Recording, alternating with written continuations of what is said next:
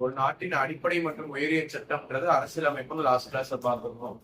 அந்த அரசியலமைப்பு எப்படி உருவானுச்சு, அரசியலமைப்பு நிர்ணய சபைனா என்ன, அது எப்ப தோன்றுச்சு, அதுல எத்தனை உறுப்பினர்கள் இருந்தாங்க, வரைவு குழுனா என்ன, அம்பேத்கருடைய பங்கு எத்தகைய பங்கு, அப்புறம் அரசியலமைப்பு எப்ப ஏற்றுக்கொள்ளப்பட்டது, எப்ப நடைமுறைக்கு வந்ததுன்னா லாஸ்ட் கிளாஸ் தான். அதுல வந்து constitution game in to force அப்படின்னு ஜனவரி 26, 1950 அன்னைக்கு அரசியலமைப்பு அபிஷியலா நடைமுறைக்கு வருது. அப்போ வந்து செயல்பாட்டுக்கு வருது. அதுதான் நம்ம என்ன டேவா கொண்டாடுறோம், ரிப்பப்ளிக் டே அப்படின்னு கொண்டாடுறோமா, குடியரசு தினம். அதுக்கு முன்னாடி அரசியலமைப்பை ஏற்றுக்கொண்டது நவம்பர் 26, 1949. அதை கான்ஸ்டிடியூஷன் டே, சம்விதான் திவாஸ்னு கொண்டாடுறோம் இன்னைக்கு. இப்ப நம்ம கான்ஸ்டியூஷன் உருவான போது இந்த மாதிரி தான் இருந்தது. நம்ம கான்ஸ்டியூஷன் உருவான போது இட் ஹேட் 22 பார்ட்ஸ், 22 பகுதிகள் இருந்தது. இன்னைக்கு இது 25 ஆயிருச்சு. அதே போல 8 அட்டவணைகள், 8 ஸ்கெடியூல்ஸ் இருந்தது. இன்னைக்கு இது 12 ஆயிருச்சு. 395 ஆர்டிகல்ஸ் அப்படின்றது இருக்குது. இதுதான் ஜனவரி 26, 1950 அன்னைக்கு அரசியலமைப்பு நிர்ணய சபையால் இயற்றப்பட்டு ஏற்றுக்கொள்ளப்பட்டு நடைமுறைப்படுத்தப்பட்ட அரசியலமைப்போட ஸ்டேட்டஸ் வந்து இதுதான். இன்னைக்கு நாம என்ன பார்க்க போறோம்னா, அரசியலமைப்பு உருவாக்கத்தை கடந்து நம்ம அரசியலமைப்புல என்ன மாதிரியான சேலியன் ஃபீச்சர்ஸ் இருக்கு, என்னெல்லாம் புதுமையான விஷயங்கள், என்னெல்லாம் முக்கியமான விஷயங்கள் இருக்கு அப்படின்றது சிறப்பு அம்சங்கள் பத்தி நாம இன்னைக்கு பார்க்க போறோம். அதுல நம்ம இந்தியன் கான்ஸ்டிடியூஷனோட மிக முக்கியமான சிறப்பு அம்சம் அப்படின்னு நம்ம எடுத்துக்கிட்டோம்னா, ஃபர்ஸ்ட் நம்ம இந்தியன் கான்ஸ்டிடியூஷன் தான் மிக நீண்ட எழுதப்பட்ட அரசியல் அமைப்பு அப்படின்னு சொல்லுவாங்க. Longest written constitution in the world. Longest written constitution, மிக நீண்ட எழுதப்பட்ட அரசியல் அமைப்பு. Longest written constitution in the world அப்படின்ற ஒரு சிறப்பு இருக்கு. உங்களுக்கு சிம்பிளா ஒரு கொஸ்டின் கேட்கணும்னா இதுதான் கேட்பாங்க. வேர்ல்டுலயே ரொம்ப நீண்ட அரசியல் அமைப்பு. 395 ஆர்டிகல்ஸ் இருக்கு, 22 பார்ட்ஸ் இருக்கு. நீங்களாம் யூஎஸ் உடைய கான்ஸ்டியூஷன் பாத்தீங்கன்னா வெறும் 7 ஆர்டிகல் தான். பிரிட்டனோட கான்ஸ்டியூஷன் பாத்தீங்கன்னா எழுதவே இல்லை. அவங்க ரிட்டன் கான்ஸ்டிடியூஷனே இருக்காது. ஆனா நமக்கு வந்து இவ்வளவு பெரிய கான்ஸ்டிடியூஷன். காரணம் வந்து நமக்கு நிறைய ஜியோகிராபிக்கல் ஏரியா இருக்கு, ரொம்ப பெரிய ஏரியா, நிறைய டிஃபரன்ஸ் இருக்கு, நிறைய வேறுபாடுகள் இருக்கு. மொழி ரீதியாக வேறுபாடு இருக்கு, மத ரீதியாக நிறைய மதத்தை சேர்ந்தவங்க இருக்காங்க. அதனால எல்லாருக்குமான ப்ரொவிஷன்ஸை இன்க்ளூட் பண்ணணுன்றதுனால நம்மளுக்கு ரொம்ப பெருசா போகுது. வேர்ல்ட்ஸ் லார்ஜஸ்ட் ரிட்டன் கான்ஸ்டிடியூஷன் அப்படின்ற பெருமையை நம்ம கான்ஸ்டிடியூஷன் பெறுது. இரண்டாவது மிக முக்கியமான சிறப்பம்சம் அப்படின்னு நம்ம பார்த்தோம்னா, நம்ம கான்ஸ்டிடியூஷன் வந்து எல்லா நாடுகளுடைய நிறைய நாடுகள் கிட்டத்தட்ட நம்ம போன கிளாஸ்ல சொல்ல மறந்துட்டோம். ஒரு சில பாயிண்ட்ஸ் நான் இங்க சொல்றேன். அதாவது நம்ம அரசியலமைப்பு உருவாவதற்கு 2 வருடம் 11 மாதம் 18 நாட்கள், 2 years 11 months 18 days ஆச்சு அப்படின்னு நம்ம கடைசியா பார்த்தோம். அந்த கான்ஸ்டிடியூஷனை மேக் பண்ணி முடிக்க அவங்க கிட்டத்தட்ட 60 நாடுகளுடைய அரசியலமைப்பு, 60 கண்ட்ரீஸோடைய கான்ஸ்டிடியூஷன். நமக்கு எப்படி இந்தியன் கான்ஸ்டிடியூஷனோ அந்த மாதிரி 60 முக்கிய நாடுகளோட கான்ஸ்டிடியூஷனை எடுத்து ரெஃபர் பண்ணாங்க. அந்த கான்ஸ்டிடியூஷன்லாம் ரெஃபர் பண்ணி அதுல இருந்து எதெல்லாம் நமக்கு சூட் ஆகும் அப்படின்றது போல இன்ஸ்பிரேஷன் எடுத்துக்கிட்டு உருவாக்குனாங்க. அது மட்டும் இல்லாம 64 லட்சம் அதற்கு செலவாயிருக்கும் அப்படின்னு சொல்லுவாங்க. 64 lakhs. லாஸ்ட் கிளாஸ்ல இந்த 2 பாயிண்ட் நான் கொடுக்கல, இதை சேர்த்துக்கோ. லாஸ்ட் கிளாஸ்ல வந்து 2 years 11 months 18 days ஆச்சு அப்படின்னு மட்டும் கொடுத்துருப்போம். பட் ஆனா இதை பத்தி சொல்லல. 60 நாடுகளின் அரசியலமைப்பை ரெஃபர் பண்ணி எடுத்துக்கிட்டாங்க, 64 லட்சம் செலவு பண்ணாங்க அப்படின்றத பத்தி சொல்லல, அதை தெரிஞ்சுக்கோங்க. அப்போ நிறைய கான்ஸ்டிடியூஷன் ரெஃபர் பண்ணி எடுத்துக்கிட்டாங்க அப்படின்றதும் ஒரு பெரிய நம்மளுடைய சிறப்பு அம்சம் அப்படின்னு நம்ம சொல்லணும். அம்பேத்கர் என்ன சொல்லுவாரு அப்படின்னா, Indian constitution was made by ransacking all important constitutions of the world அப்படின்னு சொல்லுவாரு. பல முக்கிய நாடுகளோட அரசியலமைப்புல இருந்து இன்ஸ்பிரேஷனை எடுத்துதான் நம்ம கான்ஸ்டிடியூஷனை உருவாக்கி இருக்கோம் அப்படின்னு அம்பேத்கரே சொல்லுவார். So derived from, so borrowed from many constitution.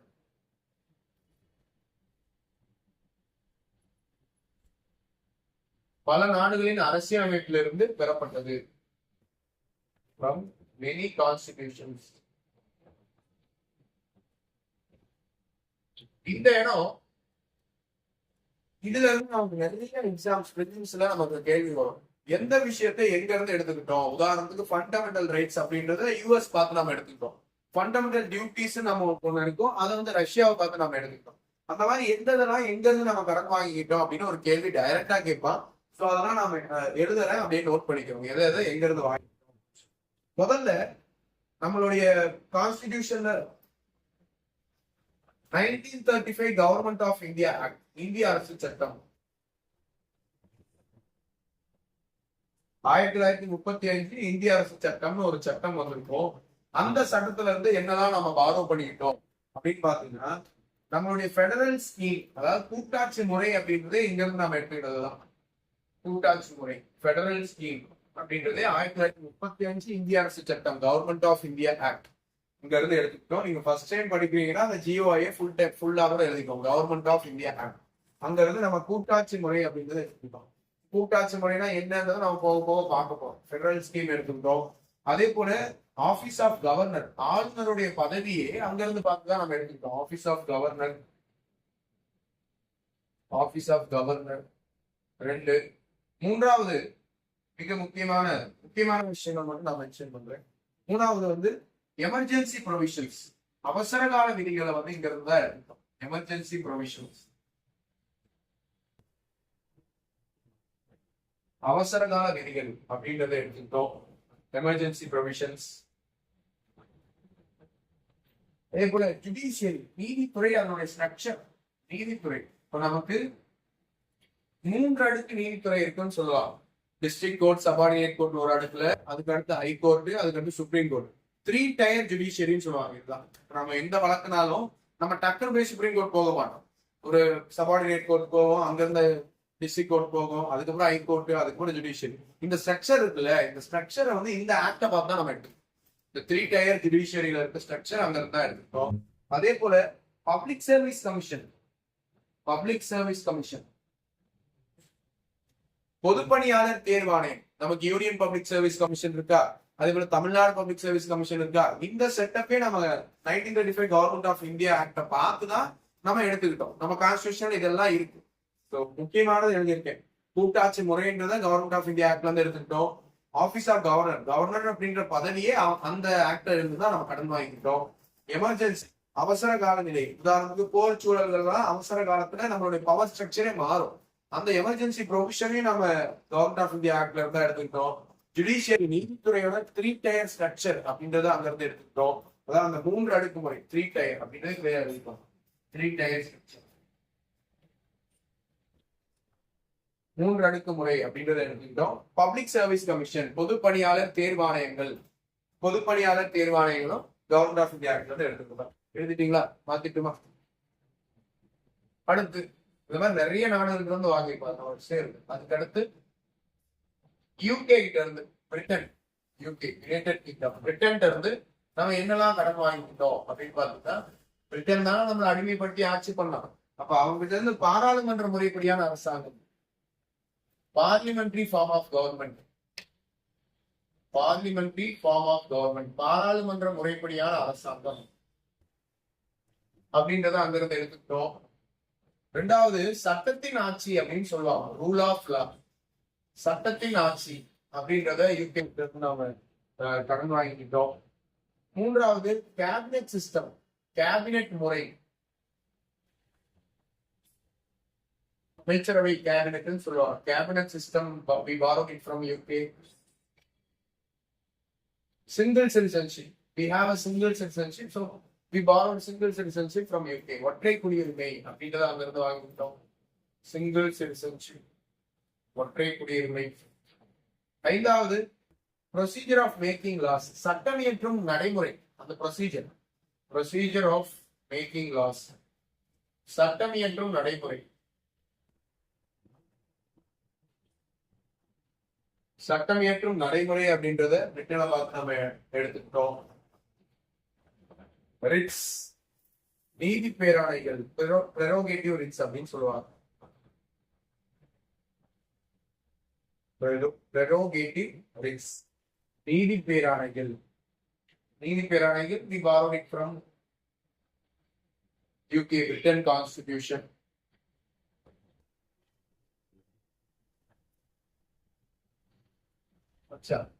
இது எல்லாமே யூகே இருந்து நாம வாங்கிட்டு, பார்லிமெண்டரி ஃபார்ம் ஆஃப் கவர்மெண்ட், சட்டத்தின் ஆட்சி, கேபினெட் முறை, ஒற்றை குடியுரிமை, ஒரு சட்டம் எப்படி ஏற்றோம் அப்படின்ற ப்ரொசீஜர், ரிட் அப்படின்னு நீதி பேராணைன்னு சொல்லுவாங்க. இது பத்தின எக்ஸ்பிளனேஷன் நம்ம போக போக பார்க்க போறோம். பட் இது நேரா கேட்பான், we borrowed parliamentary form of government from US, UK, Germany, Russia. அப்படிங்கிட்ட என்ன ஆன்சர் பண்ணுவோம்?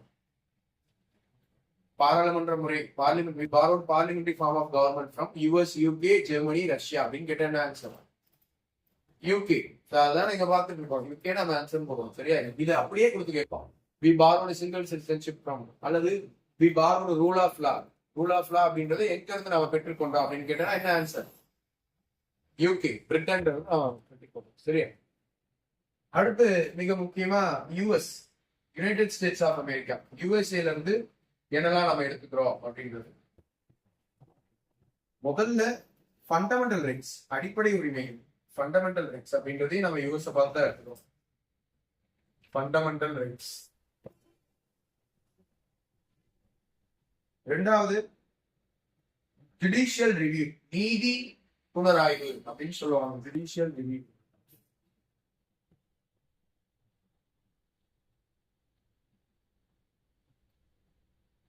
ஜுடிஷியல் ரிவ்யூ, நீதி புனராய்வு. இம்பீச்மெண்ட் ஆஃப் பிரசிடென்ட், குடியரசுத் தலைவர் நீக்கம். Impeachment of president.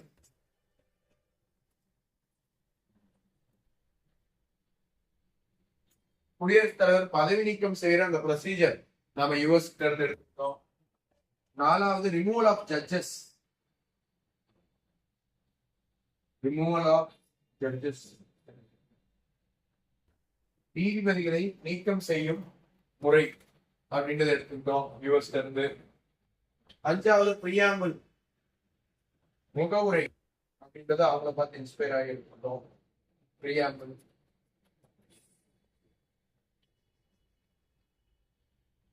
So these were borrowed from US Constitution. நான் எல்லாத்துக்குமே முக்கியமானதா ஒரு ஸ்டார் போடுறேன். அதையாவது நம்ம கிளியரா தெரிஞ்சுக்காம எக்ஸாம் ஆளுக்க போகக்கூடாது. Rule of law, single citizenship, fundamental rights, preamble, இதெல்லாம் முக்கியமா எங்க எடுத்துக்கணும்னு கேட்பான். மாத்திட்டுமா? அதுக்கு அடுத்து அடுத்து ஐரிஷ் கான்ஸ்டிடியூஷன். அயர்லாந்துக்கு இருந்து என்ன வாங்கிட்டோம்? அயர்லாந்துக்கு இருந்து directive principles of state policy அப்படின்னு சொல்லப்படுறது நம்ம கடன் வாங்கியிருக்கோம். டிபிஎஸ்பி அப்படின்னு சொல்லுவாங்க, directive principles of state policy.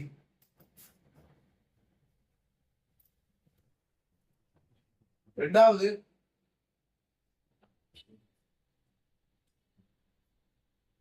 இதுல போஸ்ட் ஆஃப் வைஸ் பிரசிடென்ட் அப்படின்றது யூஎஸ்ல. அது ஒண்ணு விட்டுட்டேன். Post of vice president.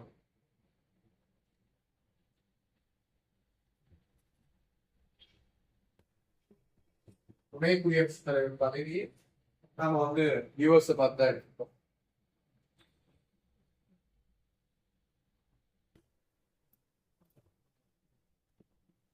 அடுத்து nomination of members to Rajya Sabha. Nomination of members to Rajya Sabha. Rajya Sabha. அது அந்த சிஸ்டமை இவங்களை பார்த்து நம்ம அடாப்ட் பண்ணிக்கிட்டோம். மூன்றாவது method of election of president, குடியரசுத் தலைவர் தேர்தல் முறை. Method of election of president, குடியரசுத் தலைவர் தேர்தல் முறை. Method of election of president. இது எல்லாமே ஐரிஷ் கான்ஸ்டிடியூஷன்ல இருந்து பெறப்பட்டது.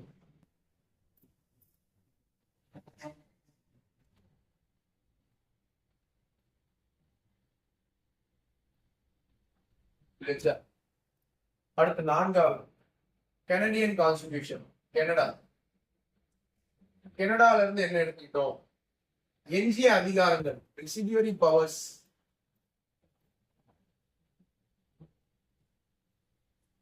with the center. எஞ்சிய அதிகாரங்கள் மத்திய அரசுடன் இருப்பது அப்படின்றது. எஞ்சிய அதிகாரங்கள் மத்திய அரசிடம் இருக்கும். Residuary powers with the centre அப்படின்றத we borrowed it from Canada. அதாவது ஸ்ட்ராங் சென்டர், வலுவான மத்திய அரசு. Strong centre, federalism but strong centre, வலுவான மத்திய அரசு என்ற கான்செப்ட் நாம அங்கிருந்தா எடுத்துக்கோம். நம்ம கூட்டாட்சி முறைன்னு சொல்லுவாங்க. கூட்டாட்சி முறையில இதை நீங்க எப்படி புரிஞ்சுக்கலாம் அப்படின்னா, ஸ்டேட் கவர்மெண்ட்டுக்குன்னு சில பவர்ஸ் இருக்கு. அந்த பவர்ஸ்க்குள்ள சென்ட்ரல் கவர்மெண்ட் தலையிட மாட்டாங்க. சென்ட்ரல் கவர்மெண்ட் சில பவர்ஸ், அதுக்குள்ள ஸ்டேட் கவர்மெண்டால தலையிட முடியாது. ரெண்டு பேரும் இணைந்தாதான் ஒரு இடத்துல வந்து ஆட்சி பண்ண முடியும். ஸ்டேட் கவர்மெண்ட்டும் சென்ட்ரல் கவர்மெண்ட், இதான் கூட்டாட்சி. இந்த கூட்டாட்சியிலேயே கூட கன்சர்னபிள் பவரை பார்க்கும்போது ஸ்டேட் கவர்மெண்டோட சென்ட்ரலுக்கு பவர்ஸ் அதிகம். கூட்டாட்சி தான், ரெண்டு பேரும் இணைந்துதான். இப்போ நம்ம தமிழ்நாடு இருக்கா, தமிழ்நாடு அரசும் நம்மள ஆட்சி பண்றாங்க, மத்திய அரசும் நம்மள ஆட்சி பண்றாங்க. இப்ப நம்ம தமிழ்நாட்டுல இருக்க போலீஸோடைய நிர்வாகத்தை பாத்துக்கிறது தமிழ்நாடு அரசு, தமிழ்நாட்டுல இருக்க ரயில்வேஸோட நிர்வாகத்தை பாத்துக்கிறது சென்ட்ரல் கவர்மெண்ட், போஸ்ட் ஆபீஸோட நிர்வாகத்தை பாத்துக்கிறது சென்ட்ரல் கவர்மெண்ட், சென்சஸ் எடுக்கிறது சென்ட்ரல் கவர்மெண்ட், தமிழ்நாட்டுல சட்டம் ஒழுங்கை பாத்துக்கிறது ஸ்டேட் கவர்மெண்ட், தமிழ்நாட்டோட நிலம் அந்த பாதுகாப்பு, அந்த நிலம் ரெஜிஸ்ட்ரேஷன் பாத்துக்கிறது ஸ்டேட் கவர்மெண்ட். அப்போ ஒரு மாநிலம் இருக்குன்னா போத் சென்ட்ரல் அண்ட் ஸ்டேட்ஸ் ரெண்டு பேரும் இணைந்துதான் நிர்வகிக்கிறாங்க, ஆட்சி பண்றாங்க. அப்ப இது கூட்டாட்சின்னு நம்ம சொல்றோம். இந்த கூட்டாட்சி முறையிலே கூட நீங்க கன்சிடரபிளா எடுத்துக்கிட்டீங்கன்னா சென்டரோட ஸ்டேட்டோட சென்டர்ஸ்க்கு அதிகாரம். இப்ப இன்னைக்கு கூட நீட் எக்ஸாம் பத்தி எல்லாம் பேசுறாங்க. நீட்டை வந்து இப்ப கேன்சல் பண்ண முடியுமானா இப்ப நம்மளால முடியாது, சென்ட்ரல் கவர்மெண்ட் கையில இருக்கு. அப்ப அதிகாரம் சென்ட்ரல் கவர்மெண்ட் அதிகமா இருக்கு, ஸ்ட்ராங் சென்டர், பெடரலிசம்ல ஸ்ட்ராங் சென்டர். இந்த கான்செப்டை கனடாவை பார்த்து நம்ம எடுக்கணும். அதனாலதான் இங்க ஸ்ட்ராங் சென்டர், வலுவான மத்திய அரசு அப்படின்னு. மூணாவது, advisory jurisdiction of supreme court, உச்சநீதிமன்றத்தின் ஆலோசனை அதிகாரம். Advisory jurisdiction of supreme court, உச்சநீதிமன்றத்தின் ஆலோசனை அதிகாரம். Advisory jurisdiction of supreme court.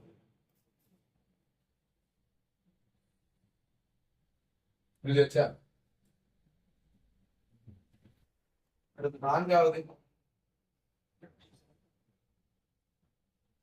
Australian constitution. ஆஸ்திரேலியால இருந்து என்ன கடை வாங்கிட்டோம், பொதுப்பட்டியல் அப்படின்னு ஒரு இருக்கு, கன்கரண்ட் லிஸ்ட். பொதுப்பட்டியல் அப்படின்றது ஆஸ்திரேலியாவிலிருந்து கடை வாங்கிட்டோம்.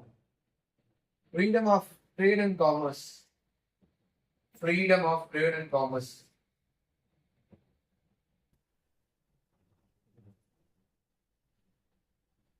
வர்த்தகம் மற்றும் வணிக சுதந்திரம், வர்த்தகம் மற்றும் வணிக சுதந்திரம். Freedom of trade and commerce, we borrowed it from Australia. அடுத்து மூணாவது, ஜாயிண்ட் சிட்டிங் ஆஃப் பார்லிமெண்ட், பாராளுமன்றத்தின் கூட்டமர்வு. ஜாயிண்ட் சிட்டிங் ஆஃப் பார்லிமெண்ட், பாராளுமன்றத்தின் கூட்டமர்வு, we borrowed it from Australia. இது மூணும் பாராளுமன்றத்துல கூட்டமர்வு அப்படின்றது ஆஸ்திரேலியா நம்ம எடுத்துக்கோம்.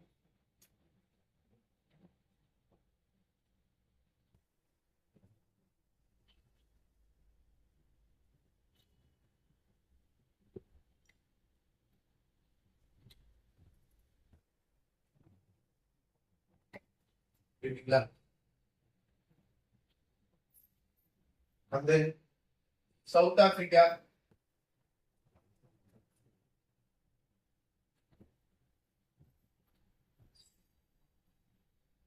procedure of amending the constitution.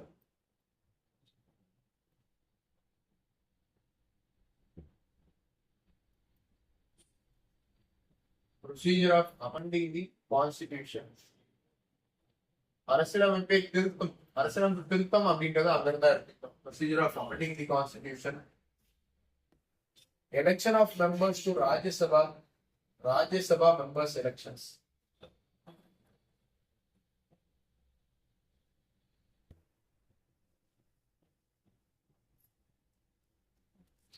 Rajya Sabha members election. விடுதச்சா இது ஒண்ணு, இதுல ஒண்ணு ஆட் பண்ணிக்கோங்க. இந்த கனடா இருக்கு இல்லையா, அதுல எக்ஸ்ட்ராவா ஒண்ணு, appointment of governor by centre. Appointment of governor by centre அப்படின்றதா. இன்னைக்கு கவர்னர் ஒருத்தர் இருக்காரா, இந்த கவர்னர் எலெக்ஷன் மூலமா தேர்ந்தெடுக்கிறாங்களா? கேள்விப்பட்டீங்களா? கவர்னர் எலெக்ஷன் ஏதாவது கேள்விப்பட்டீங்களா? அப்ப கவர்னர் எப்படி வராது, சென்ட்ரல் கவர்மெண்ட் அப்பாயிண்ட் பண்ணுவோம். பிரசிடென்ட்டுக்கு எலெக்ஷன் நடக்கும். பிரசிடென்ட் எலெக்ஷன் வந்து இன்டைரக்ட் எலெக்ஷன். நம்ம எம்எல்ஏஸ் இருக்காங்களா, எம்பிஸ் இருக்காங்களா, அவங்களாம் ஓட்டு போடுவாங்க. ஆனா கவர்னரை வந்து எந்த எலெக்ஷனும் கிடையாது. நீங்க வந்து கவர்மெண்ட்டுக்கு பிடிச்சிருந்தோம்னா உங்களை வந்து கவர்னர் ஆகுங்க. அப்ப இந்த கவர்னர் சென்ட்ரல் கவர்மெண்ட் தான் அப்பாயிண்ட் பண்ணும். கவர்மெண்ட் சென்ட்ரல் கவர்மெண்ட் அப்பாயிண்ட் பண்ற இந்த வழக்கத்தை நம்ம கனடால இருந்தா எடுத்துக்கோம். அதான் கனடால ஒண்ணு சேர்த்து சொல்லுங்க.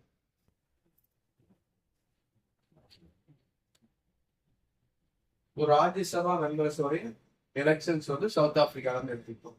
அதற்கு அடுத்து ரஷ்யா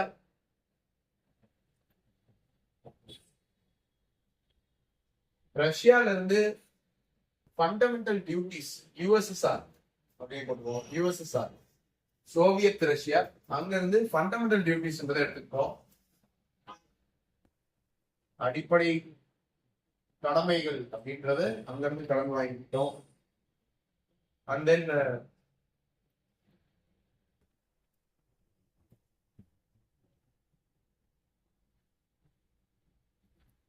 ஜஸ்டிஸ் நீதி அப்படின்றது பிரியாமல் இருக்கக்கூடிய நீதி, முகவுரையில் இருக்க நீதி. இந்த நீதின்ற வார்த்தையை அங்கிருந்து எடுத்துக்கலாம். ஜஸ்டிஸ்ன்ற வார்த்தை இம்பார்ட்டன்ட். Justice Russia. அடுத்து பிரான்ஸ். பிரான்ஸ்ல இருந்து லிபர்ட்டின்ற வார்த்தை, லிபர்ட்டி, ஈக்வாலிட்டி அண்ட் ஃப்ராட்டர்னிட்டி அப்படின்ற வார்த்தைகளை முக்கியமா லிபர்ட்டி, லிபர்ட்டின்ற வார்த்தை borrowed from France. Equality and fraternity.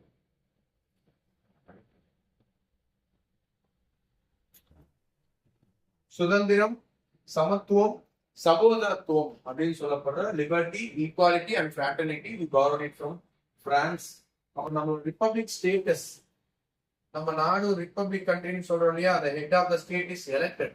Republic அப்படின்ற ஸ்டேட்டஸே குடியரசு தன்மை, ரிப்பப்ளிக் ஸ்டேட்டஸ் அப்படின்றது நம்ம இங்க இருந்தா இருக்கோம், பிரான்ஸ்ல இருந்தா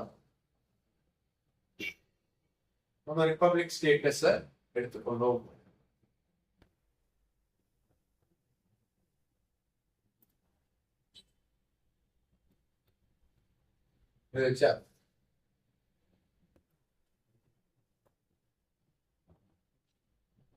அடுத்து ஃபைனலா ஜப்பான். ஜப்பான்ல ப்ரொசீஜர் எஸ்டாப்ளிஷ்ட் பை லா,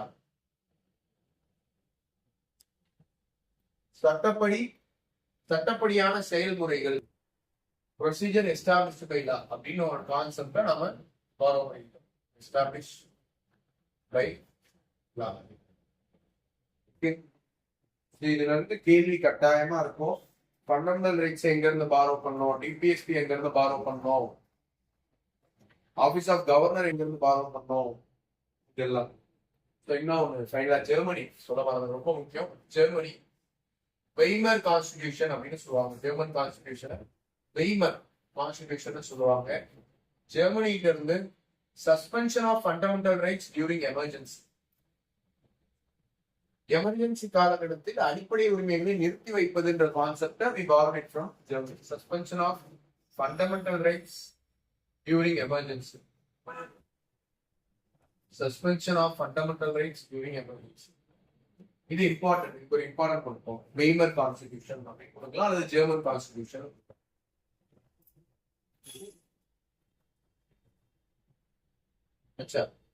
இதுதான் இரண்டாவது முக்கிய பிக்சர். ஃபர்ஸ்ட் நாம என்ன பார்த்தோம்?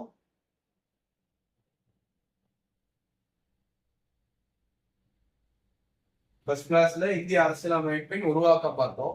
இப்ப என்ன பார்த்துட்டு இருக்கோம்னா, நம்ம அரசியலமைப்புல என்ன ஸ்பெஷாலிட்டி இருக்கு, என்னெல்லாம் சேலியன் ஃபீச்சர்ஸ், இத்தகைய விஷயம்லாம் இருக்கு, நம்ம பெருமைப்பட்டுக்கிற அளவுக்கு என்ன இருக்குன்றத பார்த்துட்டு இருக்கோம். ஃபர்ஸ்ட் நம்ம பார்த்தது, ஃபர்ஸ்ட் சேலியன் ஃபீச்சர்ன்றது லாங்கஸ்ட் ரிட்டன் கான்ஸ்டிடியூஷன். உலகிலேயே மிக நீண்ட அரசியலமைப்பு அப்படின்றது ஒரு முக்கிய சிறப்பம்சம். நம்மளுடைய அரசியலமைப்பு இவ்வளவு நீண்டதா இருக்கிறதுக்கு காரணம், நம்மளுடைய ஜியோகிராபிக்கலா நம்ம ரொம்ப பெரிய நாடு. நம்ம நாட்டுக்குள்ள நிறைய பல மொழி பேசக்கூடியவர்கள், பல மத நம்பிக்கைகளை கொண்டவர்கள், பல வேறுபாடுகளை கொண்டவர்கள் எல்லாம் இருக்கிறதால எல்லா பத்தின விதிகளையும் எழுதணும். ட்ரைபல்ஸ் இருக்காங்க, நார்மல் பர்சன்ஸ் இருக்காங்க, ட்ரைபல்ஸ் சிவிலியன்ஸ் இருக்காங்க, மைனாரிட்டிஸ் இருக்காங்க, லிங்குவிஸ்டிக் மைனாரிட்டிஸ், ரிலீஜியஸ் மைனாரிட்டிஸ் எல்லாருமே இருக்காங்க. எல்லாருக்குமான ப்ரொவிஷன்ஸை எழுதுறதுனால ரொம்ப பல்கா போயிடுச்சு. ரெண்டாவது சிறப்பம்சம், it was created by ransacking all important constitutions across the world. அதாவது பல முக்கிய நாடுகளோட அரசியலமைப்பை ரெஃபர் பண்ணி நமக்கு இது செட் ஆகும், இதை இங்க இருந்து எடுத்துக்கலாம் அப்படின்னு சொல்லி எடுத்துக்கிறாங்க. அப்ப பாத்தீங்கன்னா அந்த அளவுக்கு இது நம்ம எல்லா இடத்துல இருந்து பெஸ்ட் எடுக்கிறோம். ஒவ்வொரு கான்ஸ்டிடியூஷனையும் போய் அங்க என்ன பெஸ்டா இருக்குன்னு பார்த்து எடுத்துட்டு வரும். அப்ப நம்ம கான்ஸ்டிடியூஷன் எவ்வளவு பெஸ்டா இருக்கும். அது ஒரு மிகப்பெரிய சேலியன்ட் ஃபீச்சர். அதுதான் ஒவ்வொரு நாட்டுல இருந்து எதெல்லாம் நம்ம பாரோ பண்ணிக்கிட்டோம் அப்படின்றது நம்ம பார்க்கணும். இல்லையா? அடுத்து மூன்றாவது சேலியன் ஃபீச்சர் என்ன? மூணாவது சேலியன் ஃபீச்சர் அப்படின்னா, our constitution is both rigid and flexible. இது கடினத்தன்மையும் நெகிழ்வும் சேர்ந்தார் போன்று இருக்கக்கூடிய ஒரு அரசியலமைப்பு. Both rigid and flexible.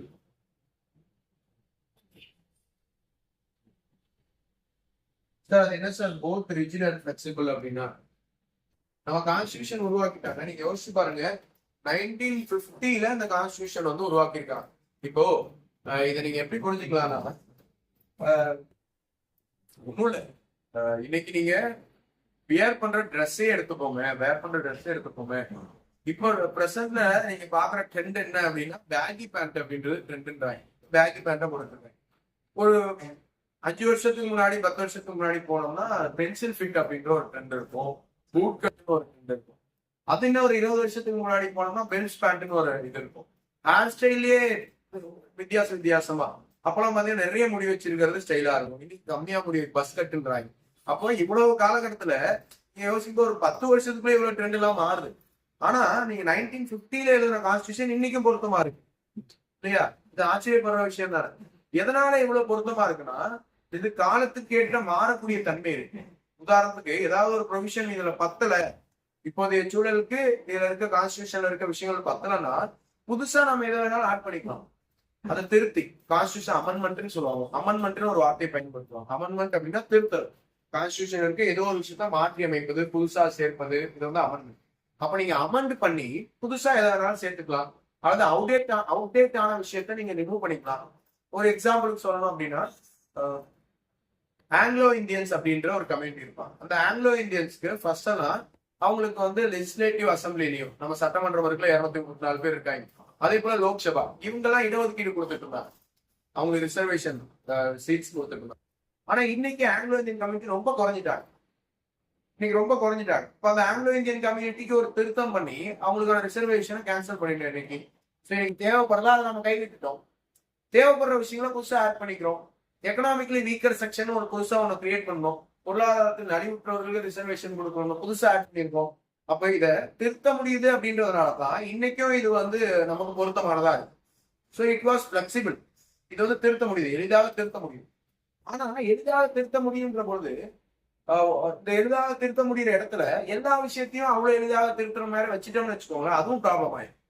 சுத்தமா திருத்தவே முடியாத மாதிரி வச்சுட்டாலும் அது லிவிங் டாக்குமெண்டா இருக்காது. காலத்துக்கு ஏற்ற மாதிரி அது மாறாது. ஒண்ணு, எல்லாத்தையும் எளிமையா திருத்த முடியும்னு நீங்க கொடுத்துட்டாலும் அப்போ என்டையர் அந்த பிலாசபியை மாத்திடுவாங்க.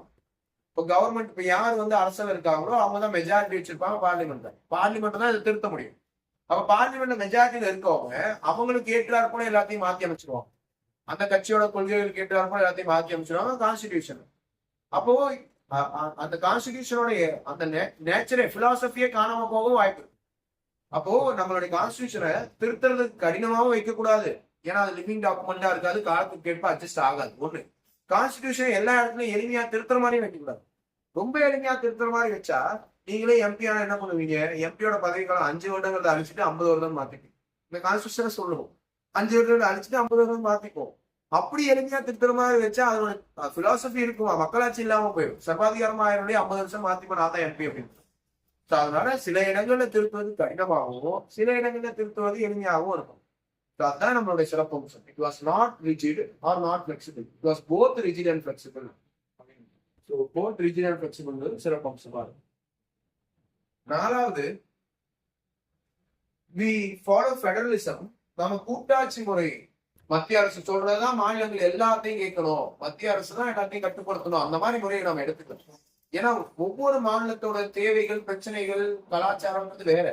அப்ப அந்தந்த மாநிலத்தை சேர்ந்தவங்க தான் அவங்க தேவை, கலாச்சாரம் புரிஞ்சு அவங்க நிர்வகிக்க முடியும். உதாரணத்துக்கு மத்திய அரசு இன்னைக்கு மும்மொழி கொள்கையை கொண்டு வாங்க அப்படின்னு சொல்றாங்க. 3 மொழியை கற்பீங்க, உங்களுடைய தாய்மொழி சொல்லிக் கொடுங்க, ஆங்கிலம் சொல்லிக் கொடுங்க, அது இல்லாம வேற ஒரு இந்திய மொழியை சொல்லிக் கொடுங்க. ஆனா நம்ம தமிழ்நாடு இருமொழி கொள்கையை நான் பின்பற்றுவோன்றான். நான் ஆங்கிலம் சொல்லிக் கொடுப்பேன், தமிழ் சொல்லிக் கொடுப்பேன், அதை தவிர நான் வேற எதுவும் சொல்லிக் கொடுக்க மாட்டேன். அண்ணா காலகட்டத்துல இருமொழி கொள்கை. அப்ப இந்த இடத்துல நமக்கு ஒரு அட்டானமி இருக்கு. புரியுது? அவன் சொன்னாலுமே நம்மளால நமக்கு என்ன வேணும்ன்றத நமக்கு தான் புரியும். இன்னைக்கு ஹிந்தியை கொண்டு வந்து நான் 3வது மொழியா வச்சேன்னா காலப்போக்கில் தமிழ் அழிய வாய்ப்பு இருக்கு. நம்ம மொழி கொள்கையை ஃபாலோ பண்ணணும்னா அப்போ என்னுடைய இந்த மாதிரியான இந்தியா மாதிரியான நாட்டுல ஆஸ் அ ஸ்டேட் கவர்மெண்டா உங்களுக்கு சுத்தமா பவர் இல்லாமலாம் கிடையாது. உங்களுக்கும் பவர்ஸ் இருக்கு. நீங்களும் you are taking part in the powers, you are administering your own state. ஒண்ணு. ரெண்டாவது சென்ட்ரல் கவர்மெண்ட்டுக்கும் சில பவர்ஸ் இருக்கு. சென்ட்ரல் கவர்மெண்ட் சென்சஸ் இப்பதான் எடுப்பான். ஸ்டேட் கவர்மெண்ட் எவ்வளவு சொன்னாலும் அவன் எடுக்கும். அவனுடைய இது. ஸோ அப்போ நம்ம கூட்டாட்சி முறையை பின்பற்றோம். 2 பேரும் இணைந்து கூட்டாட்சி முறை. ஆனா அந்த இணைந்த கூட்டாட்சியில யாருக்கு அதிகாரம் அதிகம், ஸ்டேட்டுக்கா சென்டருக்கா? சென்டருக்கு தான் அதிகாரம் வாங்கி நான் ஆல்ரெடி சொன்னோம் இல்லையா? அப்போ நம்ம குவாசி ஃபெடரல்னு சொல்லுவாங்க. அரைகுறை கூட்டாட்சி. 2 பேருக்கு ஈக்குவல் பவர்ஸ் இருந்தா அது கம்ப்ளீட் ஃபெடரல். ஃபெடரல் தான் கூட்டாட்சி.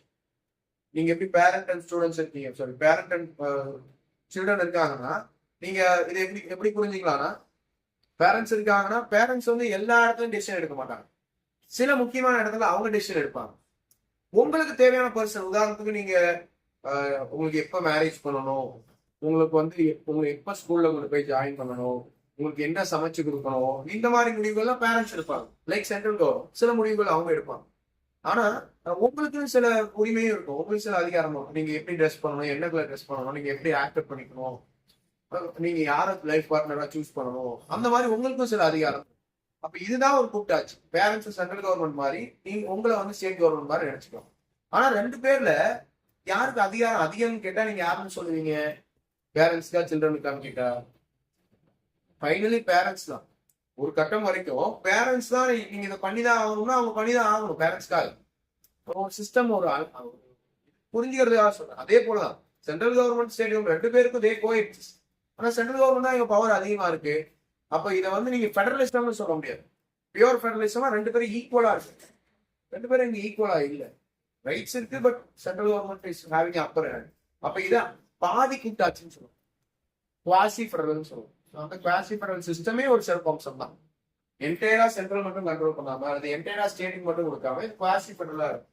அரைகுறை கூட்டாட்சி அமைப்பு, quasi federal system. Quasi federal அரைகுறை கூட்டாட்சி, இது ஒரு சிறப்பம்சம். அடுத்த 5வது சிறப்பம்சம் இண்டிபெண்டன்ட் ஜுடிஷியரி, சுதந்திரமான நீதித்துறை. இண்டிபெண்டன்ட் ஜுடிஷியரி, சுதந்திரமான நீதித்துறை. என்ன சார் சுதந்திரமான நீதித்துறை? பிரைம் மினிஸ்டராகவே இருந்தாலும் சுப்ரீம் கோர்ட் ஜட்ஜ் கொடுக்குற டெசிஷன்ல அவரால் தலையிட முடியாது இல்லையா? அவருக்கு கவர்மெண்ட், அவங்க தான் கவர்மெண்ட் ஃபார்ம் பண்ணிருக்காங்க. ஆனா கோர்ட் கொடுக்குற டெசிஷன் கூட அவங்க தலையிட முடியாது. அப்ப இதுதான் இண்டிபெண்டன்ட். அப்ப கோர்ட் யாரோட இன்ஃபுளுன்ஸையும் எடுத்துக்காது, யார் என்ன சொன்னாலும் கேட்காது. எது சரி, எது நியாயம், எது நீதி, அதுக்குதான் அது கொடுக்கும். இதுதான் இண்டிபெண்டன்ட். ஆனா நம்ம அரசர்கள் வாழும்போது இல்ல, அரசர்கள் சொல்றதா நியாயம், அரசர்கள் பண்றதா நீதி. அப்ப அந்த இடத்துல நிர்வாகியே நீதித்துறையாவும் இருக்கான். அரசன் தான் நிர்வாகி, அவன் தான் நமக்கான விஷயங்களை பண்றான், நம்ம ஆட்சி பண்றான். ஆட்சியாளரே நீதித்துறையாவும் இருக்கு. ஆனா இங்க பாருங்க, நீதித்துறைக்குள்ள ஆட்சியாளர்களால் தலையிட முடியாது. Government cannot interfere into the actions of judiciary, which means judiciary is என்ன சொல்ற, it is independent. இன்ஃபுளுன்ஸ் பண்ண முடியாது. இதுவே ஒரு சிறப்பம்சம். நிறைய நாடுகள் இதுவே கிடையாது. இப்ப ஜுடிஷியரி இண்டிபெண்டா இருக்காது. ஆனா நம்ம கான்ஸ்டிடியூஷன்ல இண்டிபெண்டன்ட் ஜுடிஷியரி கொடுக்குறாங்க. அது ஒரு சிறப்பம்சம். 6வது, we have fundamental rights. நமக்கு அடிப்படை உரிமைகள் இருக்கு. Our constitution has fundamental rights, which is also a salient feature. We have fundamental rights. We have fundamental duties. இந்த மாதிரி முக்கியமா ஃபண்டமெண்டல் ரைட்ஸ், அது ஒரு சிறப்பம்சம். 6. அச்சா 7.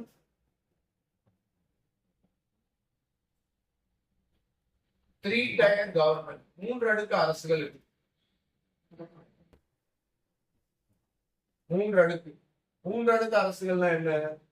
உங்களுடைய தெருவுல விளக்கேறிலாம் நீங்க யார்கிட்ட போய் கம்ப்ளைண்ட் பண்ணுவீங்க? தெரியும் லைட் இல்ல, அது ரோடு சரியில்லை, நீங்க யார்கிட்ட போவீங்க? ஃபர்ஸ்ட் எங்க போவோம்? என்ன சார்? இதுதான் லோக்கல் கவர்மெண்ட். கவுன்சிலர் ஒருத்தர் இருப்பாங்க. இதே கிராமப்புறமா இருந்தா வார்டு மெம்பர் இருப்பாங்க, பஞ்சாயத்து தலைவர் இருப்பாங்க. பஞ்சாயத்து தலைவர்கிட்ட போய் பேசுவாங்க. லோக்கல் கவர்மெண்ட் லெவல்ல, ஏன்னா அது சின்ன விஷயம், அவங்களே வைப்பாங்க. வருஷம் வீட்டு வரி, தண்ணி வரி வாங்க, அவங்களே பார்த்து சரி பண்ணி கொடுத்துருவாங்க கவுன்சிலர்ஸ். இது வந்து grass root level of democracy, கடைசி நிலையில இருக்கக்கூடிய மக்களாட்சி நிறுவனம். அதற்கு மேல உதாரணத்துக்கு உங்களுக்கு வந்து டிஎன்பிஎஸ்ல அதிக வேக்கண்ட் வேணும், நீங்க எங்க கேட்க போவீங்க? யார்கிட்ட போய் சொல்லுவீங்க? தமிழ்நாடு கவர்மெண்ட். இல்லையா? தமிழ்நாடு கவர்மெண்ட் நீங்க கேட்பீங்க, மினிஸ்டர் கேட்பீங்க, எம்எல்ஏ கிட்ட சொல்லுவீங்க. Second tier state government. அது உங்களுக்கு வந்து நீட் ரத்து பண்ணணும், எங்க போய் கேட்பீங்க? சென்ட்ரல் கவர்மெண்ட் அல்லது என்ன சொல்றது, நீங்க ஏர்ஃபோர்ஸ்ல இருக்கீங்கன்னு வச்சுக்கலாம், அல்லது வச்சுக்கலாம் நீங்க இஸ்ரோல இருக்கீங்க, ஒரு சயின்டிஸ்ட். இஸ்ரோல இன்னும் கொஞ்சம் டெக்னாலஜி வேணும் நீங்க கேட்க விரும்புறீங்கன்னா நீங்க கேட்க வேண்டிய சென்ட்ரல் கவர்மெண்ட். அப்ப நான் என்ன சொல்ல வரேன்னா, நமக்கு 3 அடுக்குல அரசுகள். உங்களுக்கு லோக்கல் இஷ்யூஸா லோக்கல் கவர்மெண்ட், ஸ்டேட் லெவல் இஷ்யூஸா ஸ்டேட் கவர்மெண்ட், சென்ட்ரல் லெவலா சென்ட்ரல் கவர்மெண்ட். இதுதான் 3 tier government structure. Centre, state, local government அப்படின்றது. இதை நம்ம கான்ஸ்டிடியூஷன் தான் கொடுக்கும். we have 3 tier constitution. அப்ப இதுவே பெரிய சிறப்பம்சம் தானே. சென்டர், அது கீழே என்ன, சென்டர் கீழே ஸ்டேட், ஸ்டேட் கீழே லோக்கல் கவர்மெண்ட்ஸ், உள்ளாட்சி அமைப்புகள். 3 tier government structure, which is one of the salient feature of our constitution. So இந்த மாதிரி இதெல்லாம் ரொம்ப முக்கியமான சிறப்பம்சங்கள். நிறைய நம்ம சொல்லிட்டே போகலாம். ஆனா முக்கிய சிறப்பம்சங்கள் நமக்கு கேள்வி கேட்கலாம்னா இந்த மாதிரி விஷயங்களுக்குள்ள இருந்து அதை அவங்க கேள்வி கேட்கலாம்.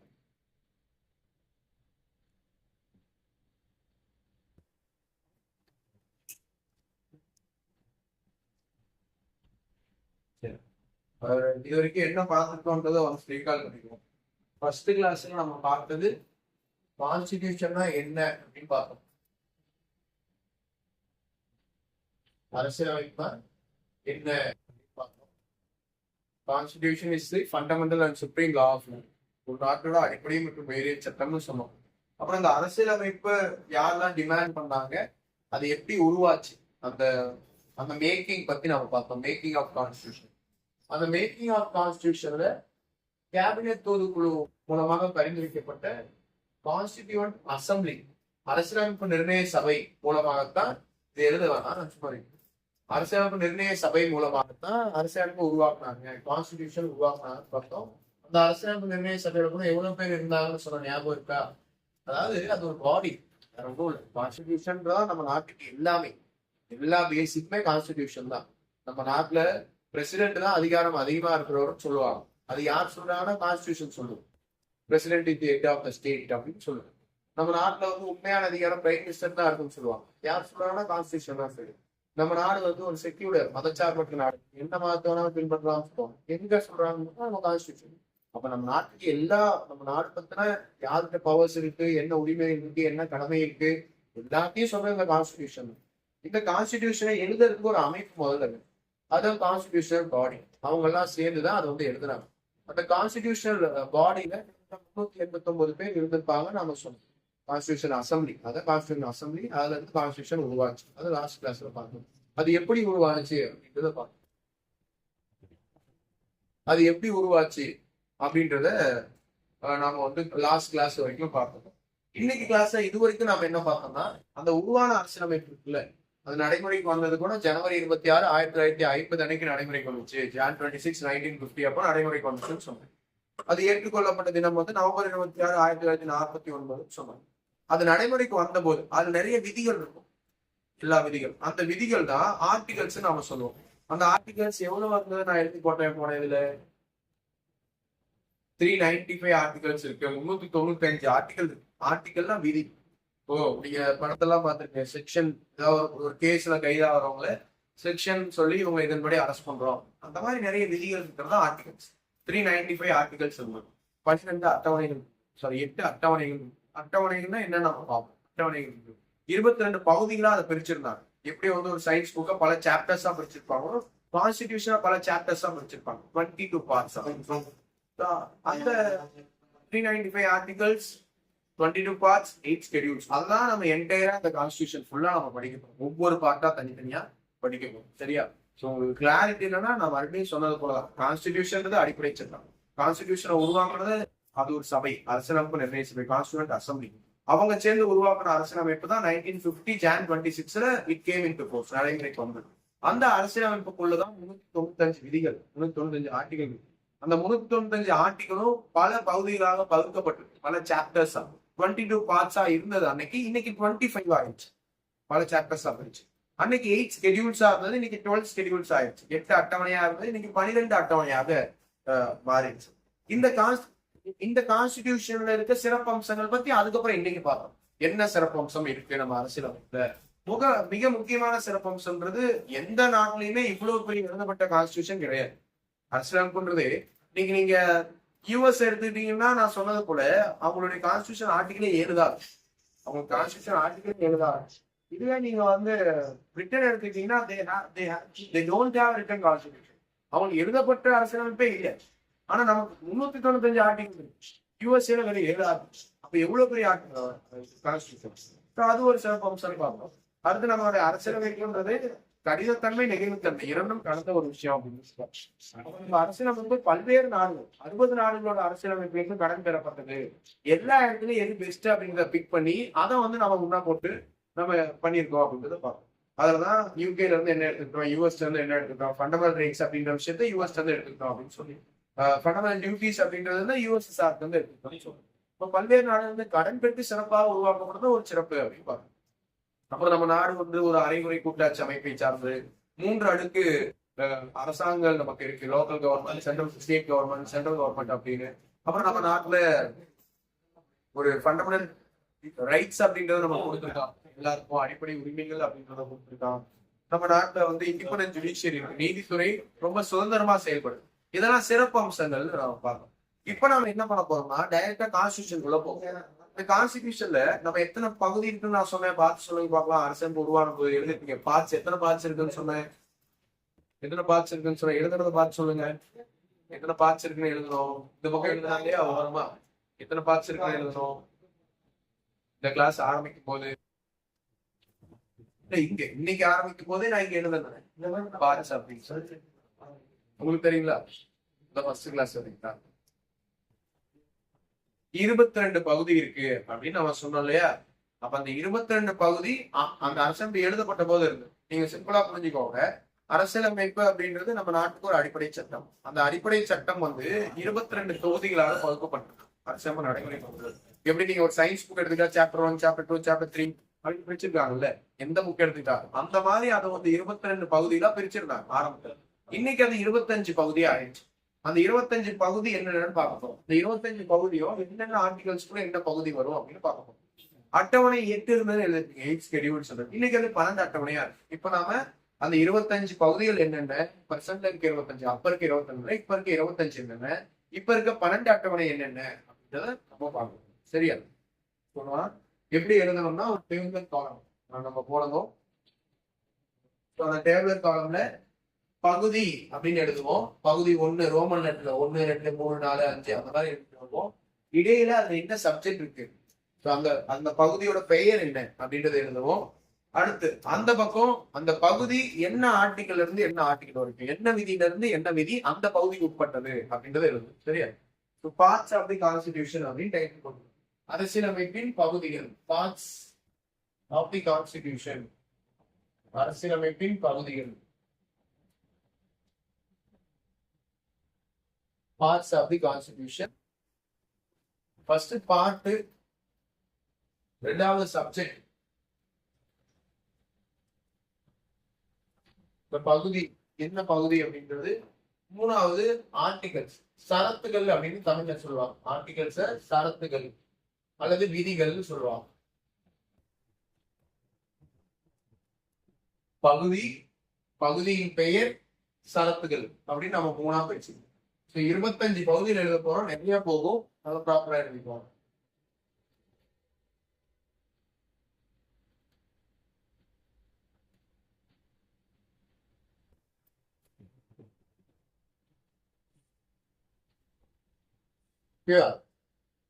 எத்தனை பகுதி இருக்கு இப்போ? 25, 25 பார்ட்ஸ். பகுதி 1, பகுதி 1 அதனுடைய பகுதி 1ஓட பெயர் யூனியன் அண்ட் இட்ஸ் டெரிட்டரி, ஒன்றியமும் அதன் ஆட்சி பகுதிகளும் அப்படின்னு சொல்லுவாங்க. ஒன்றியமும், நீங்க தமிழா, நான் எழுதும் போது இங்கிலீஷ் எழுதுறேன், சொல்லும் போது தமிழ் சொல்லுவேன். அது கேட்டு அப்படியே எழுதிப்பேன். சரியா? ஒன்றியமும் அதன் ஆட்சி பகுதிகளும், யூனியன் அண்ட் இட்ஸ் டெரிட்டரிஸ், ஒன்றியமும் அதன் ஆட்சி பகுதிகளும் அப்படின்றது அந்த பகுதியோட பெயர், முதல் பகுதியோட பெயர் யூனியன் அண்ட் இட்ஸ் டெரிட்டரிஸ். இதனுடைய ஆர்டிகல்ஸ், ஆர்டிகல் ஒன்னுல இருந்து ஆர்டிகல் 4 வரைக்கும். 1 to 4 சின்னதா இருக்கும். Article 1 to 4. ஒன்றிலிருந்து சரத்து ஒன்றிலிருந்து சரத்து 4 வரை பகுதி 1. அடுத்து பகுதி 2 பார்ட் 2. பகுதி 2 அப்படின்றது குடியுரிமை அப்படின்னு சொல்லுவாங்க. சிட்டிசன்ஷிப். நாட்டோட குடிமகன் குடியுரிமை சார்ந்த விதிகளை கொண்டு இருக்கும். குடியுரிமை ஆர்டிகல் 4 முடியுதா? அப்ப இது எங்க ஸ்டார்ட் ஆகும்? இந்த பகுதி 2வது பகுதி எங்க ஸ்டார்ட் ஆகும்? 5ல ஸ்டார்ட் ஆகும் இல்லையா? 5ல இருந்து 11 வரைக்கும். ஆர்டிகல் 5ல இருந்து சரத்து 5ல இருந்து சரத்து 11 வரைக்கும். 5 to 11. சரத்து 5ல இருந்து 11. அடுத்து பகுதி 3 ஃபண்டமெண்டல் ரைட்ஸ், அடிப்படை உரிமைகள் அப்படின்னு சொல்லுவாங்க. ஃபண்டமெண்டல் ரைட்ஸ், அடிப்படை உரிமைகள். அடிப்படை உரிமைகள்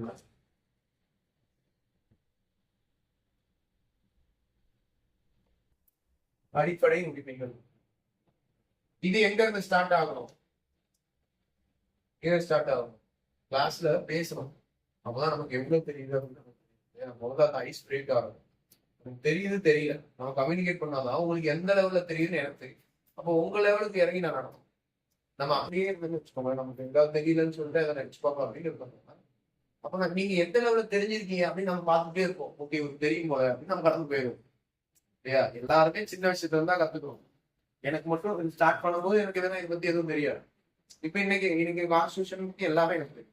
அப்ப நான் என்ன சொல்ல வரேன் அப்படின்னா, தெரியாத தப்பு இல்லை. ஆனா கிளாஸ் ரூம்ல பேசினாதான், நீங்க சொன்னாதான் உங்களுக்கு எவ்வளவு தெரியுது, நீங்க எவ்வளவு எங்கேஜா இருக்கீங்கன்னு எனக்கு தெரியும். தெரியாது. நீங்க 11ல முடியுதுன்னா எங்க இருந்து ஸ்டார்ட் ஆகும்? 12ல ஸ்டார்ட் ஆகும்போதே அடுத்தடுத்து பல பகுதியா உடைச்சிருக்கும். 95. அப்ப 11 தான் 12 தான் வந்தாகும். ஆர்டிகல் 12ல இருந்து 35 சரத்து 12ல இருந்து 35 வரைக்கும் ஃபண்டமெண்டல் ரைட்ஸ். அடுத்து பகுதி 4 டிபிஎஸ்பி அப்படின்னு சொல்லுவாங்க. நீங்களும் டிபிஎஸ்பின்னு எழுதுங்க. அதெல்லாம் எக்ஸ்பிளேஷன். இது ஒவ்வொரு பாட்டும் நம்ம தனித்தனியா பார்க்கணும். இப்போதைக்கு ஆங்கிலத்துல டிபிஎஸ்பின்னு எழுதுங்க. டிபிஎஸ்பி ஆர்டிகல் வந்து இது எங்க இருந்து ஸ்டார்ட் ஆகணும்? எங்க இருந்து ஸ்டார்ட் ஆகணும்? 36 முடிஞ்சா அப்படியே ஸ்டார்ட் ஆகும். என்ன நிறைய ஆர்டிகல் 36ல இருந்து 51 வரைக்கும் டிபிஎஸ்பி அப்படின்னு சொல்லுவாங்க. பகுதி 4. அடுத்து பகுதி 5 அடிப்படை கடமைகள் அப்படின்னு சொல்லுவாங்க. ஃபண்டமெண்டல் டியூட்டிஸ், அடிப்படை கடமைகள்.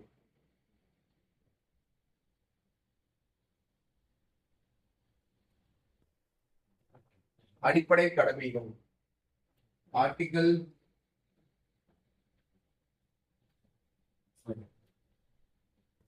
சரத்து இது ஒரே ஆர்டிகல் தான்.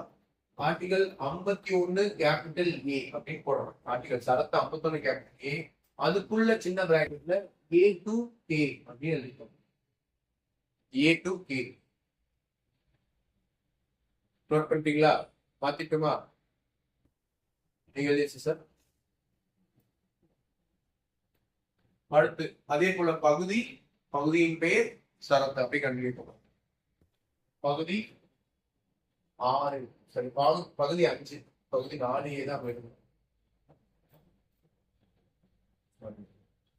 பகுதி 4 ஏன் மாற்றணும்? பகுதி 4 capital A, part 4 capital A. இது பகுதி 5.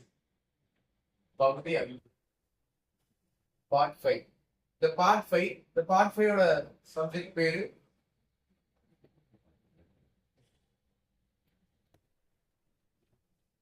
யூனியன் கவர்மெண்ட், மத்திய அரசு. யூனியன் மத்திய அரசு, யூனியன் கவர்மெண்ட் மத்திய அரசு.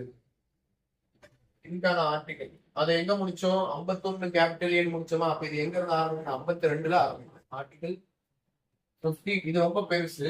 ஆர்டிகல் 52ல இருந்து 151 வரைக்கும், 52ல இருந்து 151 வரைக்கும் நமக்கு யூனியன் கவர்மெண்ட். அடுத்த 6 பகுதி 6 ஸ்டேட் கவர்மெண்ட், மாநில அரசு. ஸ்டேட் கவர்மெண்ட்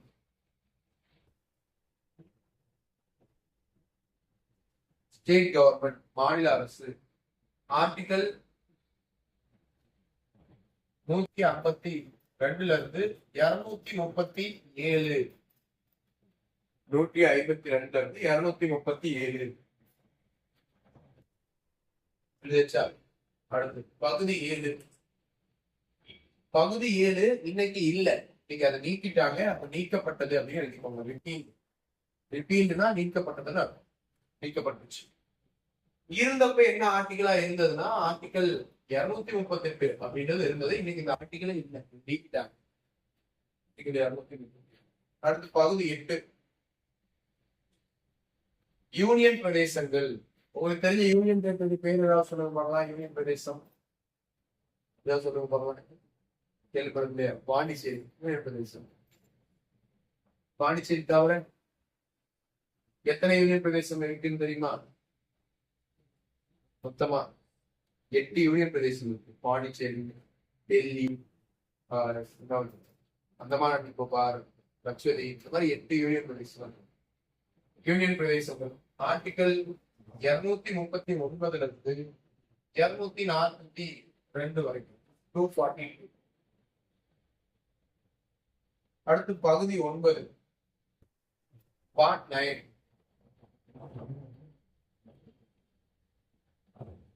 பஞ்சாயத்து அமைப்புகள். பஞ்சாயத்து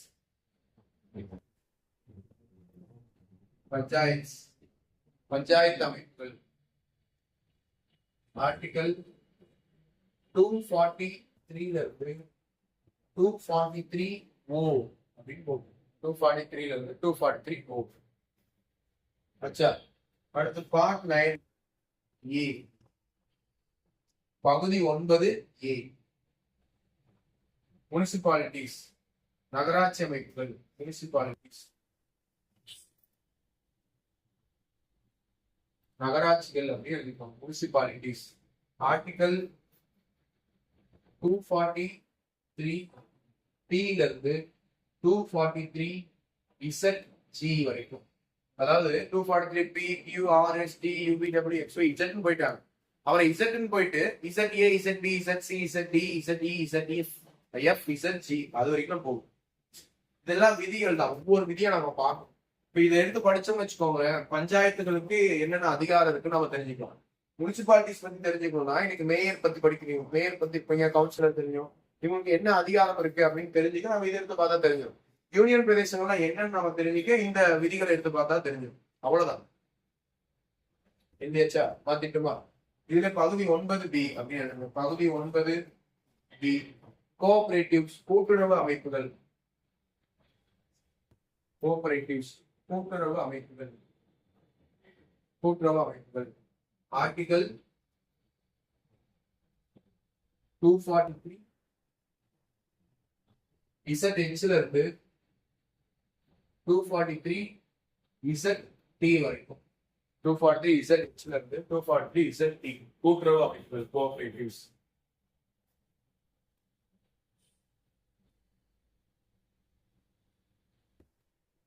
அச்சா, மாத்திட்டுமா? அடுத்து பார்ட் 10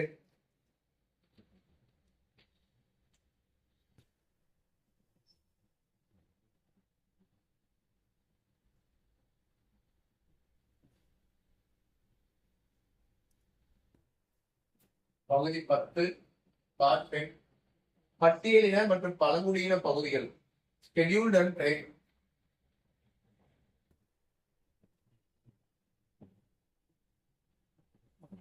பட்டியலின மற்றும் scheduled and tribal areas. பட்டியலின மற்றும் பழங்குடியின பகுதிகள். scheduled and tribal areas. இதனுடைய ஆர்டிகல்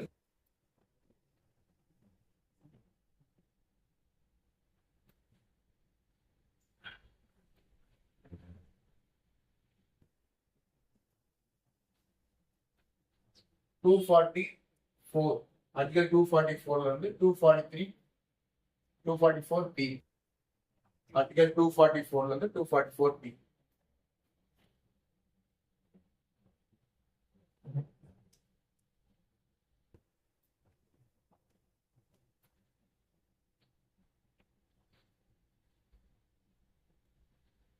டூ ஃபார்ட்டி ஃபோர் ஏன்னு பார்த்துக்கோங்க. 244 बराबर 244 मिलीमीटर।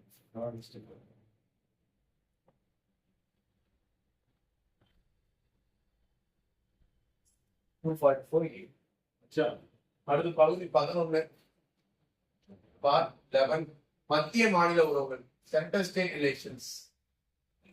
சென்டர் ஸ்டேட் ரிலேஷன்ஸ் மத்திய மாநில உறவுகள். சென்டர் ஸ்டேட் ரிலேஷன்ஸ்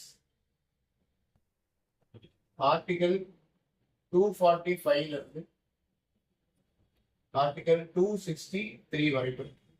ஆர்டிகல் 245 இருந்து ஆர்டிகல் 263 வரைக்கும். அடுத்து 11 மத்திய மாநில உறவுகள். finance, property, suits, contracts. நிதி, சொத்துக்கள், நிதி மற்றும் சொத்துக்கள் அப்படின்னு எழுதிக்கோங்க. நிதி மற்றும் சொத்துக்கள். நிதி மற்றும் சொத்துக்கள். ஆர்டிகல் 264 இருந்து 264 to 300A இன்னொரு கேபிட்டல் இ நிதி மற்றும் சொத்துக்கள். அடுத்து 13 ட்ரேட் வர்த்தகம். ட்ரேட் வர்த்தகம் வணிகம். ட்ரேட் காமர்ஸ் வணிகம் போக்குவரத்து. Intercourse between states. Trade, commerce and intercourse.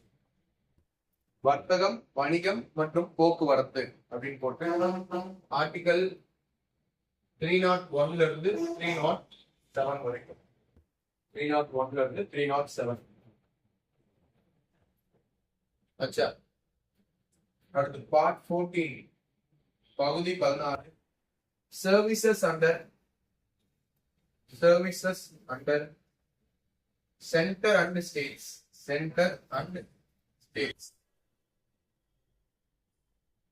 மத்திய அரசு மற்றும் மாநில அரசுகளுக்கு இடையே மாநில அரசுகளுக்கு கீழ் உள்ள பணிகள். மத்திய அரசு மற்றும் மாநில அரசுகளுக்கு கீழ் உள்ள பணிகள்.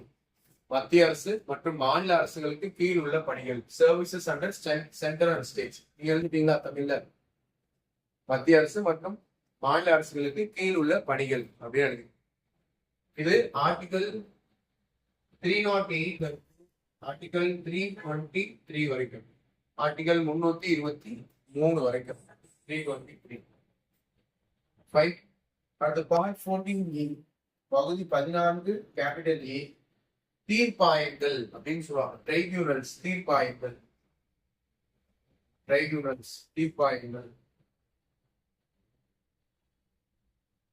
Article 323 323A 323B. Article 323A 323B.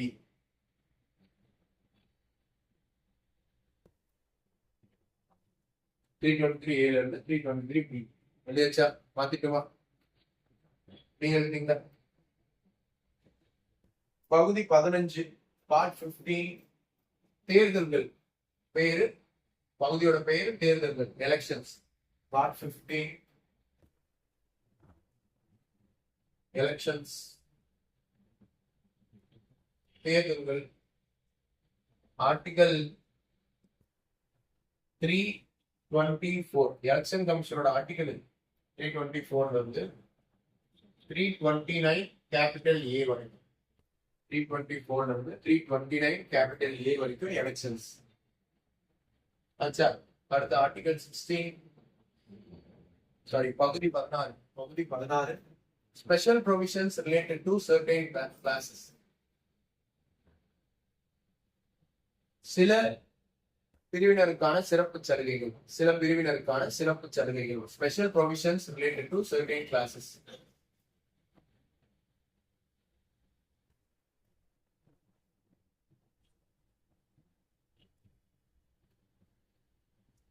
சில பிரிவினருக்கான சிறப்பு சலுகைகள். Special provisions certain classes. Article 330 இருந்து ஆர்டிகல் 342 வரைக்கும் 330 இருந்து 342 அந்த 342 எழுதியிருக்கேன், அது கரெக்டா பார்த்துக்கணும். 342 அடுத்து பகுதி 17 அலுவல் மொழிகள், அபிஷியல் லாங்குவேஜஸ். அலுவல் மொழிகள், அபிஷியல் லாங்குவேஜஸ், அலுவல் மொழிகள். ஆர்டிகல் 343 இருந்து 351 அலுவல் மொழிகள். ஆர்டிகல் 343 இருந்து 351. பகுதி 18 பார்ட் 18 எமர்ஜென்சி ப்ரொவிஷன்ஸ், அவசர கால விதிகள். அவசர கால விதிகள், எமர்ஜென்சி. ஆர்டிகல் 352 இருந்து 360. ஆர்டிகல் 352 இருந்து 360. ஆர்டிகல் 352 360. அடுத்து 19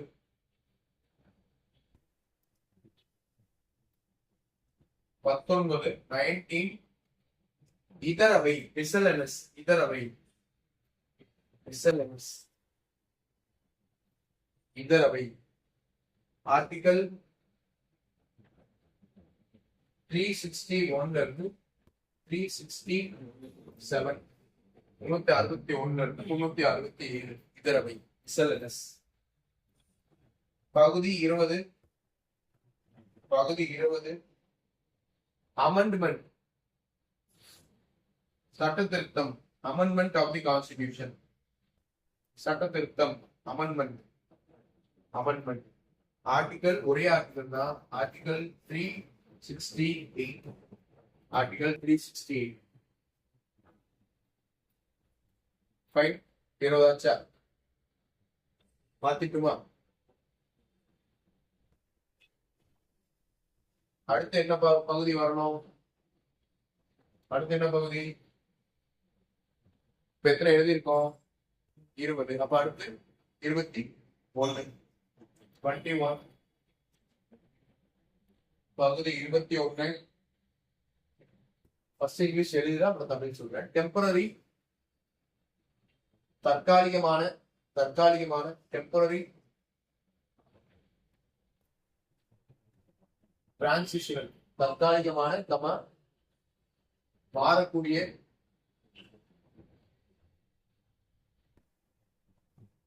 special provisions.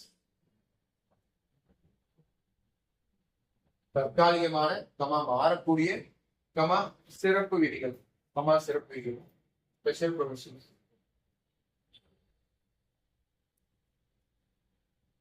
Temporary, transition and special provisions. இது ஆர்டிகல் 369 இருந்து 392 வரைக்கும். ஆர்டிகல் 369 இருந்து 392.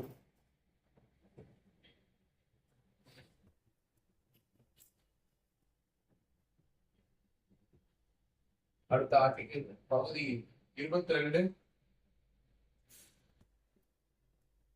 Short title.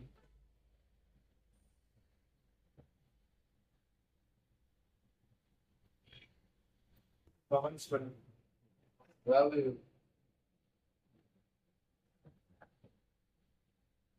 குறுகிய தலைப்பு, ஷார்ட் டைட்டில், குறுகிய தலைப்பு. கமென்ஸ்மெண்ட், நடைமுறை.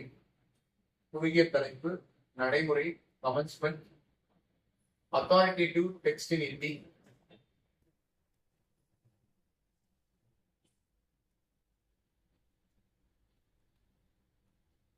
Hindi authoritative text in Hindi. குறுகிய தலைப்பு, நடைமுறை, இந்தி மொழிபெயர்ப்பு,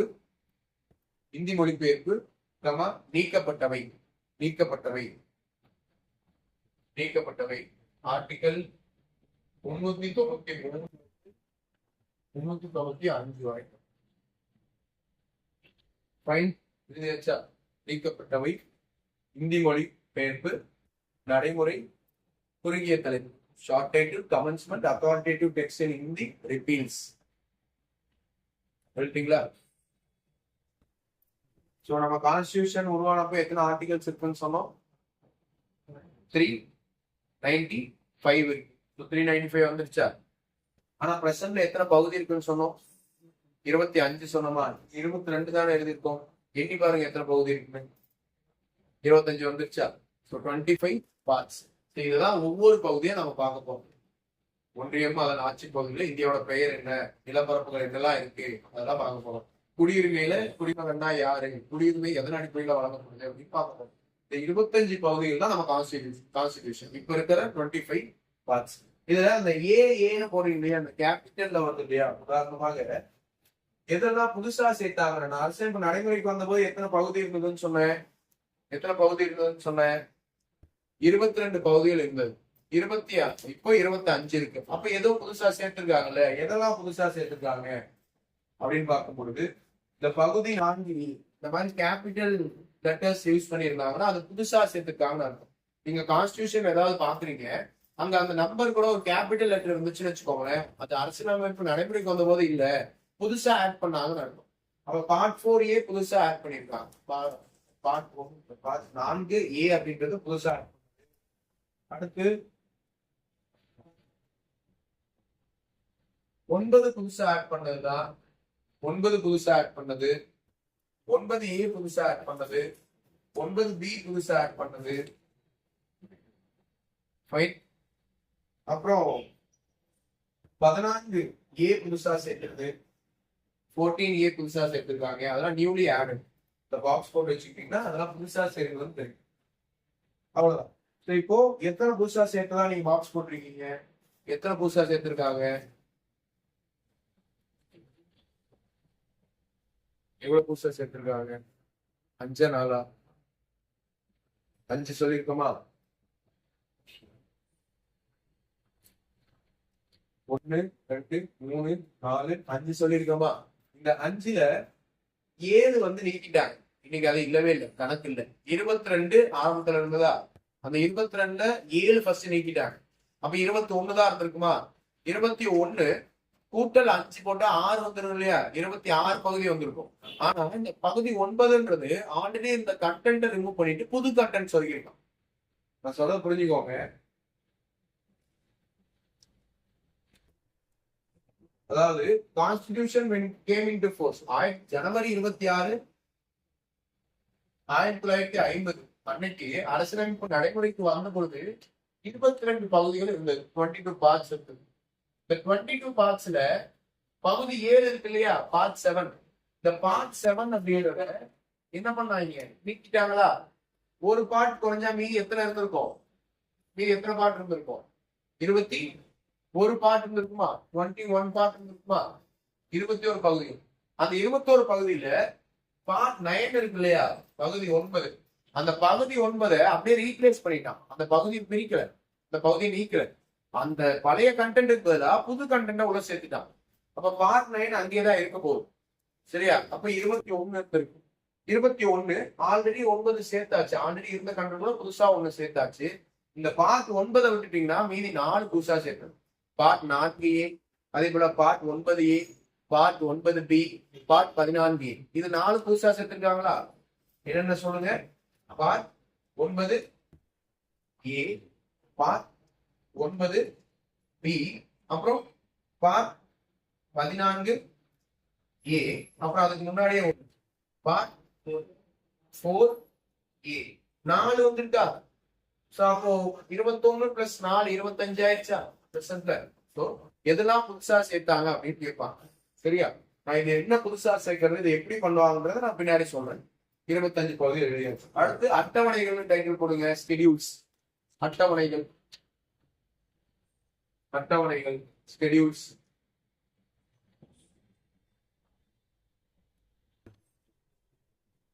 அட்டவணை